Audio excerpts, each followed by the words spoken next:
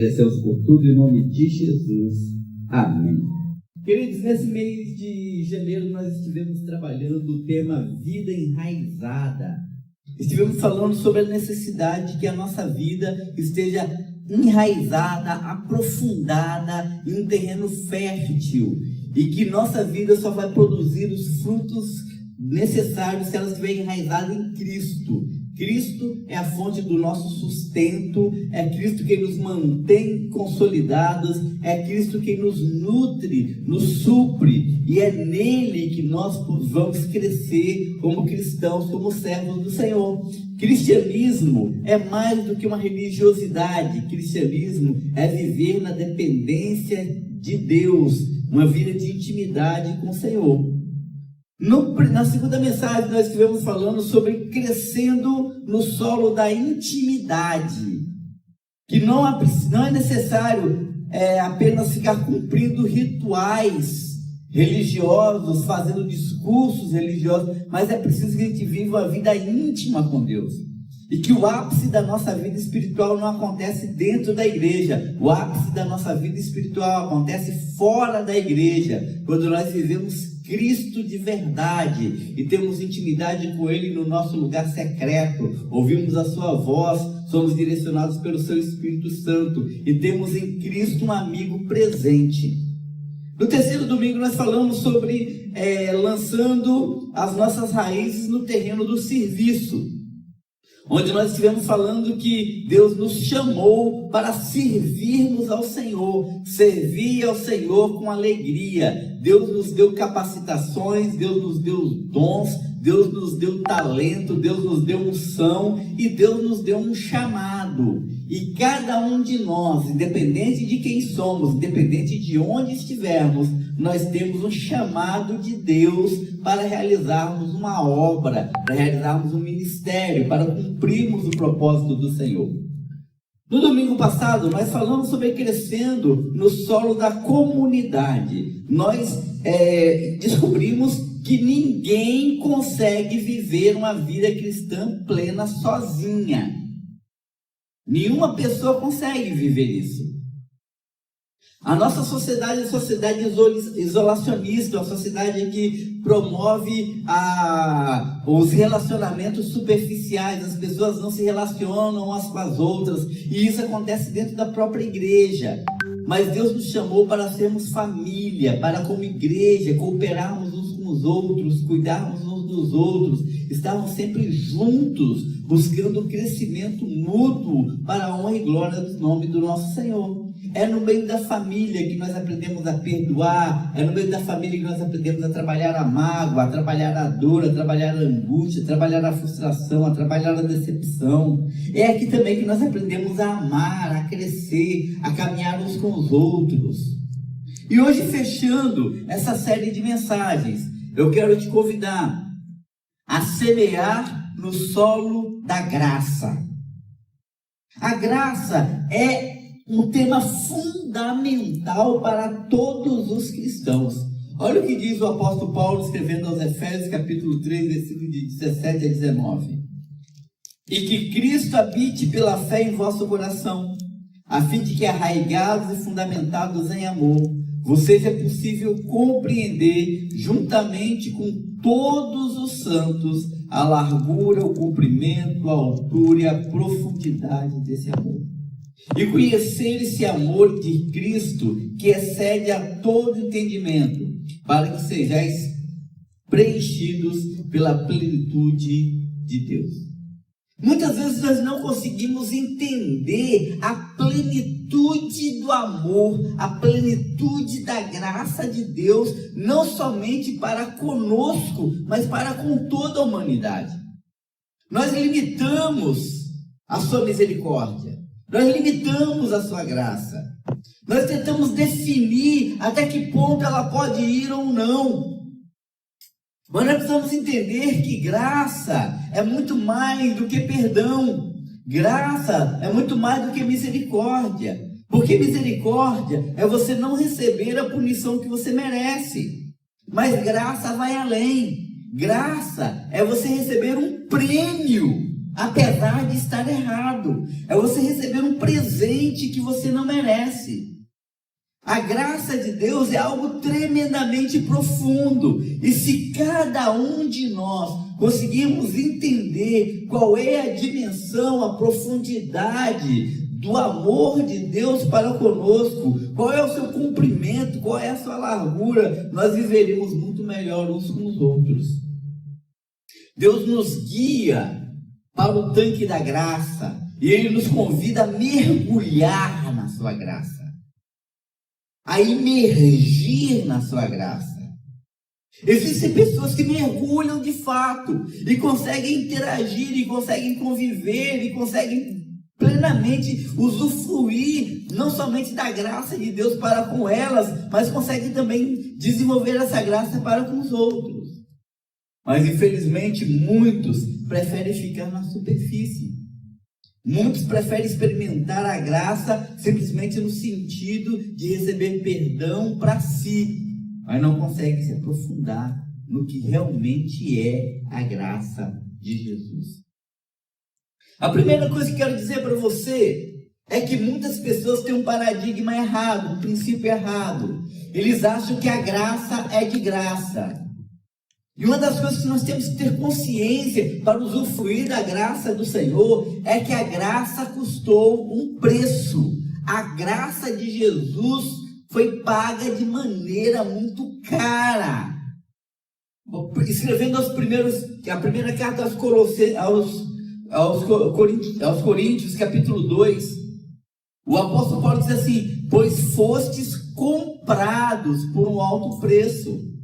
Hebreus capítulo 9, versículo 12 diz: não foi por meio de intermédio de sangue de bodes, de novilhos, porém mediante o próprio sangue. Ele, Jesus, entrou no santo dos santos de uma vez por todas, conquistando a eterna redenção.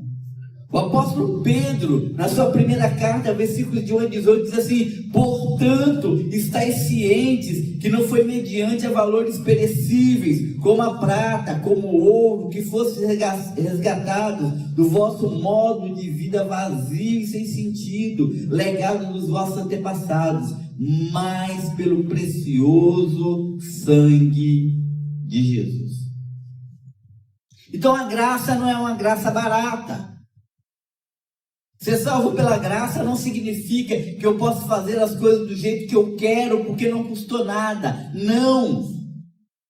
Ser salvo pela graça significa entender que o preço foi pago para que nós pudéssemos ter intimidade com Deus e viver plenamente essa graça. A segunda coisa que eu quero dizer sobre a graça, para mim e para você, é que, como diz Filipenses, a graça de Deus, muitas vezes, ela acaba nos pervertendo o sentido de justiça.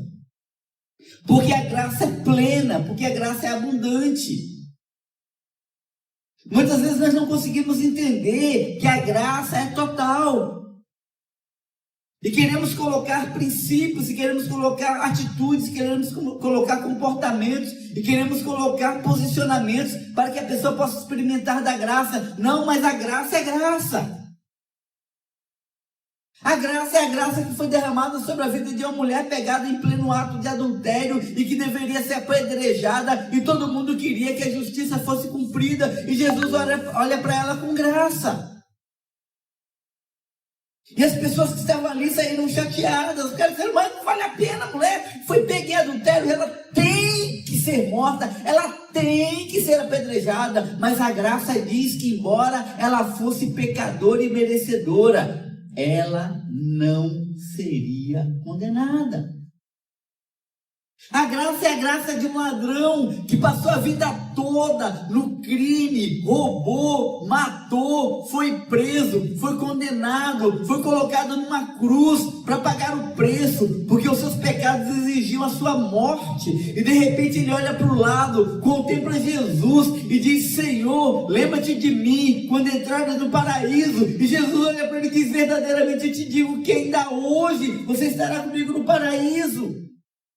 Ele não merecia, mas a graça alcança.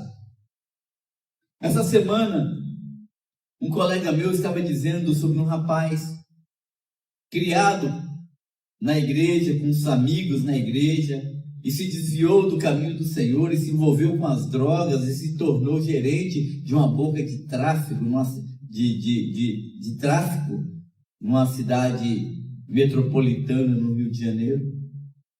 E numa troca de tiros entre gangues, ele foi alvejado algumas vezes e saiu pelas ruas correndo e sangrando com as armas nas mãos.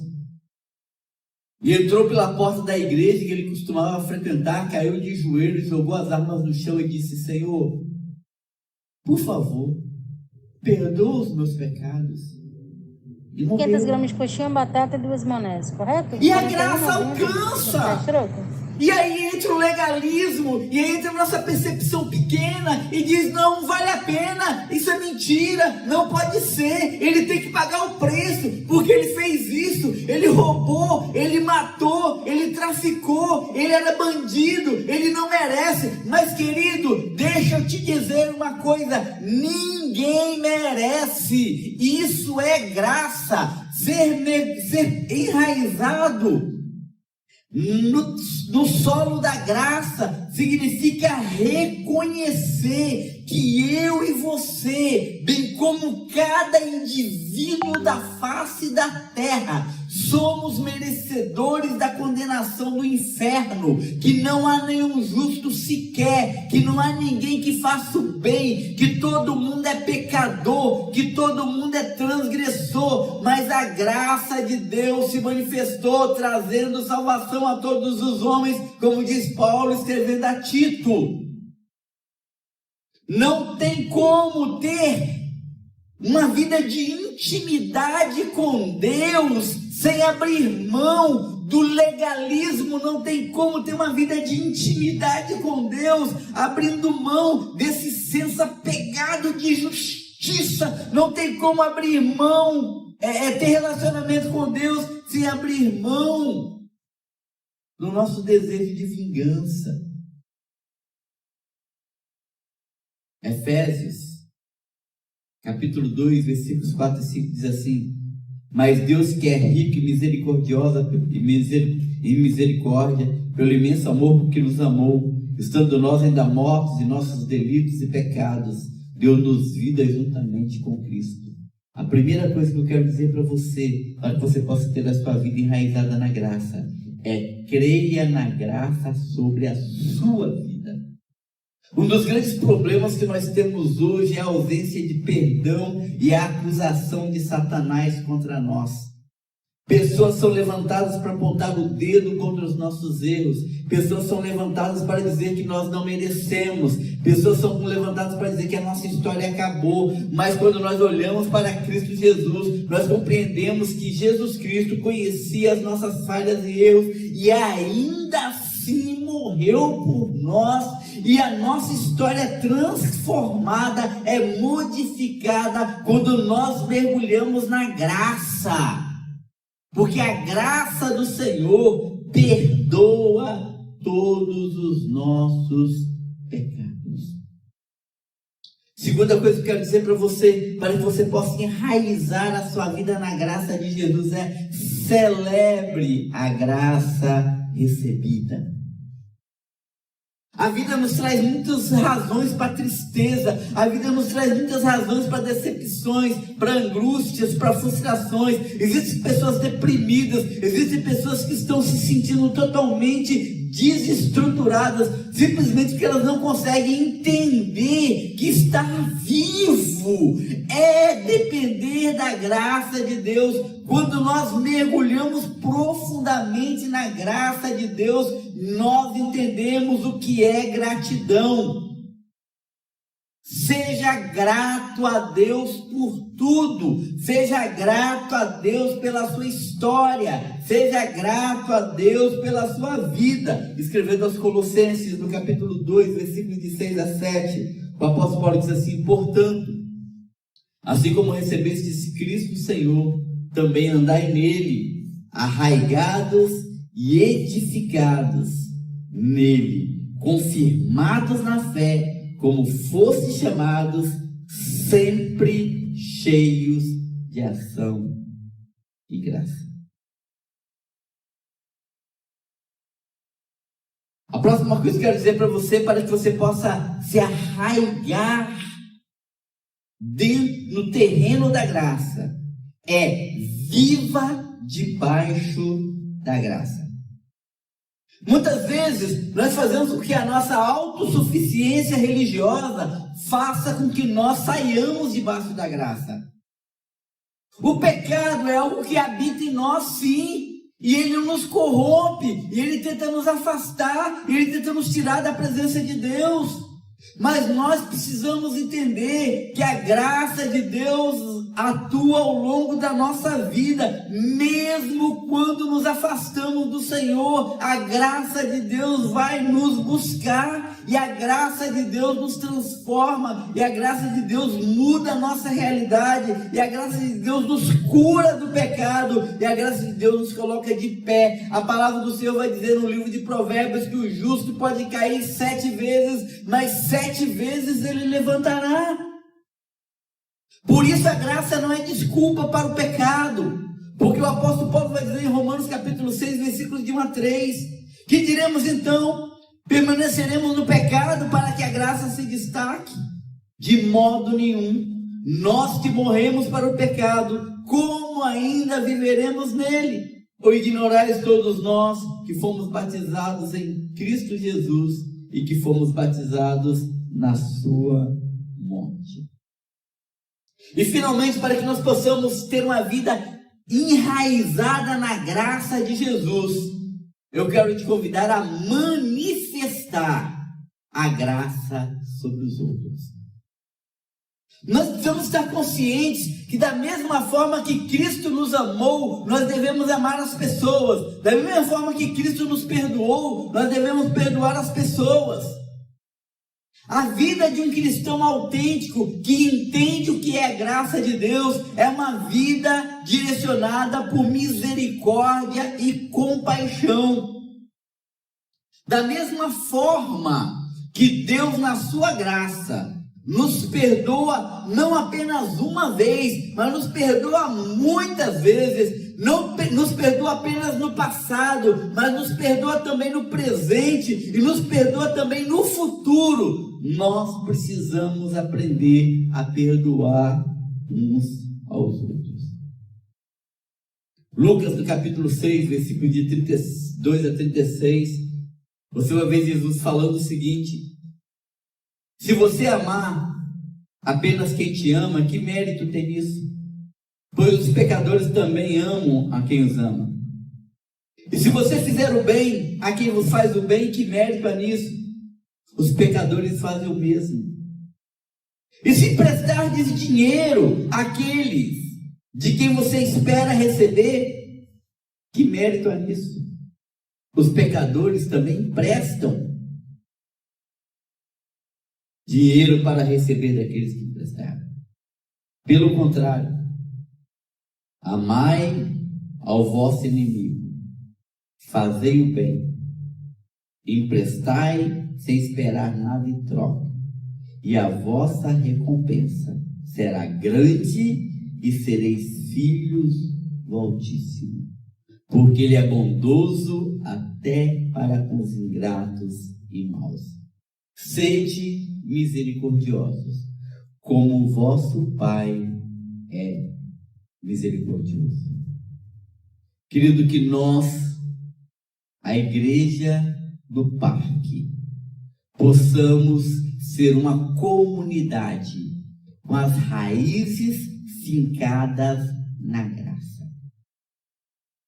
Que nós possamos vencer toda tendência de religiosidade, de culpar, de condenar, de jogar pedra, de lançar pessoas fora, para vivermos o cuidado, a graça, a compaixão e a misericórdia. Que aqueles que estão feridos não encontrem em nós pessoas que vão feri-los ainda mais.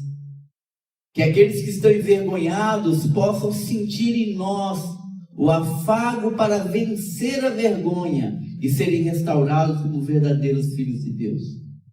Que nós possamos ser enraizados na graça de Cristo Jesus. Que durante esse mês de janeiro, nós possamos ter aprendido a viver uma vida que vai nos permitir, durante todo o ano de 2021, a sermos a igreja que o Senhor nos chamou para ser. Uma igreja consolidada em Cristo Jesus.